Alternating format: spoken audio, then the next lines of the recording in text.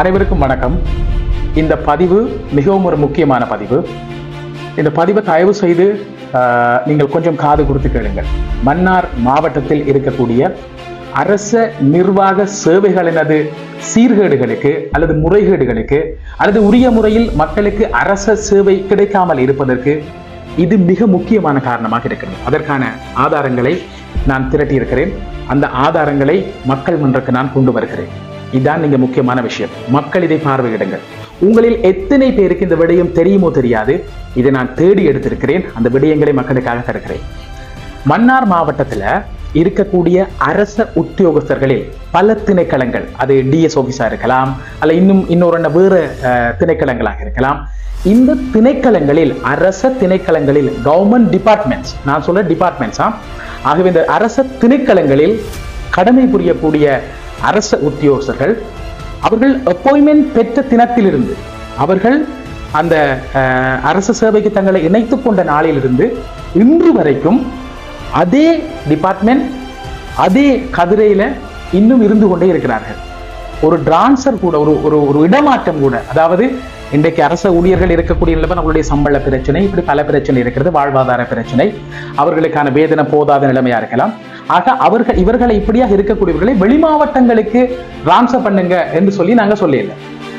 ஆக குறைந்தது இப்ப மன்னார் டிஎஸ் ஆபீஸ்ல வேலை செய்யக்கூடிய ஒருவராக இருந்தால் அவர் தான் நியமனம், உதாரணத்துக்கு இதே போல பல திணைக்களம் இருக்கிறது, நியமனம் பெற்ற தினத்திலிருந்து 10 வருடம் 12 வருடம் 15 வருடம் 20 வருடமாக அதே சீட்ல இருக்கிறார்கள். உதாரணத்துக்கு மன்னார்ல இருக்கிறவர் ஒரு நானாட்டானுக்கோ, அல்ல நானாட்டான இல்ல அரசு திணைக்களங்கள மன்னாருக்கோ, அல்ல முசலியில் இருக்கிறவர்கள் மாந்தைக்கோ, இல்ல மாந்தையில் இருக்கிறவர்கள் முசலிக்கோ, இப்படியான ஒரு சரியான நியாயமான டிரான்ஸ்ஃபர் செய்யப்படாமல் அதே இருக்கையில் அதே கதிரையை சூடேற்றி கொண்டிருக்கிறார்கள். இப்படி இவர்கள் இருப்பதை ஏன் யாரும் கண்டுகொள்ளவில்லை?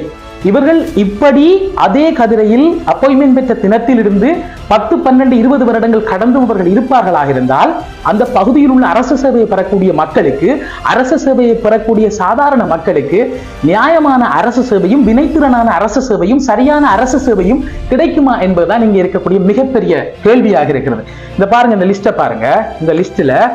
இந்த லிஸ்ட்ல வந்து கிட்டத்தட்ட இந்த லிஸ்ட்ல பாருங்க, இந்த லிஸ்ட்ல 1000க்கு மேற்பட்டவர்கள், மன்னார் மாவட்டத்தில் 1000க்கு மேற்பட்டவர்கள் இந்த லிஸ்ட் இருக்குது.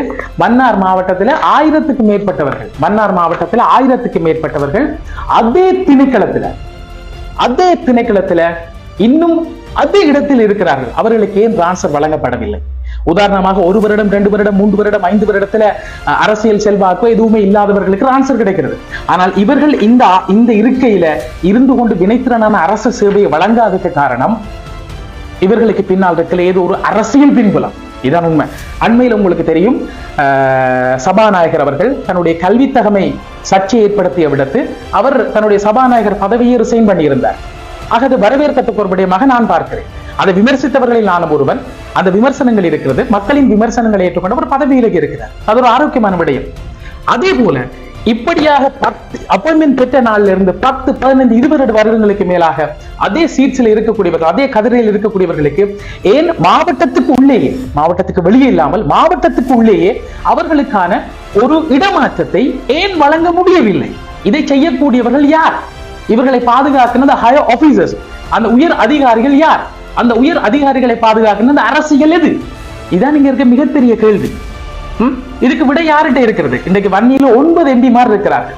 இந்த 9 எம்பிமார்ல யாராவது ஒருவர் இந்த விடயத்தை நீங்கள் கையில் எடுங்கள், சகல ஆதாரத்தை உங்களுக்கு தருவதற்கு நான் தயாரா இருக்கிறேன். அடுத்த கட்டம், நான் ஒரு RTI, right to information act, தகவல் அறியும் உரிமை சட்டத்தினூடாக இந்த முழு விவரங்களையும் அரசாங்கத்திடமிருந்து பெற்று அத்தனை விடயங்களையும் நான் மக்கள் மன்றத்துக்கும் கொண்டு வந்து உரிய திணைக்களங்களுக்கும் உரிய மட்டங்களுக்கும் இதை கொண்டு செல்வதற்கு அடுத்த முயற்சியை நான் எடுக்கிறேன். என்னால இவ்வளவு தான் செய்ய முடியும். ஆக இந்த 9 எம்பிமார், இந்த வன்னியில இப்ப 9 எம்பிமார் இருக்கிறாங்க. அது மக்களுக்கு தெரியும் நினைக்கிறேன். 9 எம்பிமார் இப்ப வன்னியில இருக்கிறாங்க. அந்த 9 எம்பிமாரில் இதை கையில் எடுத்து இந்த விஷயத்தை மக்களினுடைய சிறந்த அரச சேவையினை வழங்குவதற்காக யார் நீங்க முன்வர போறீங்க? யார் இதை செய்ய போறீங்க? முடிந்தவர்கள் செய்யுங்கள். என்னால முடிந்ததை நான் கொண்டு வருகிறேன். ஆனால் இந்த விஷயங்களை நான் சொன்னதால இந்த 1000க்கு மேற்பட்ட அரசு அதிகாரிகளும் என்னை நீங்கள் தூற்றலாம், அல்லது என்னை நீங்கள் வசைபாடலாம், அல்லது என்ன ஒரு பைத்தியக்காரன் கூட நீங்க சொல்லலாம், அல்ல விசரன், இவன் பைத்தியம், இவன் உளறுகிறான், இவனுக்கு வேற வேலை இல்லை, இப்படி எப்படி வேணும்னாலும் நீங்க சொல்லிக் கொள்ளலாம்.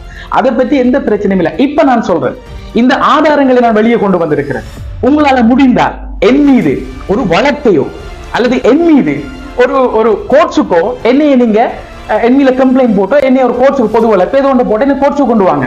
நீதிமன்றத்துல சகல ஆவணங்களையும் ஆதாரங்களையும் நான் சமர்ப்பிக்க தயாரா இருக்கிறேன்.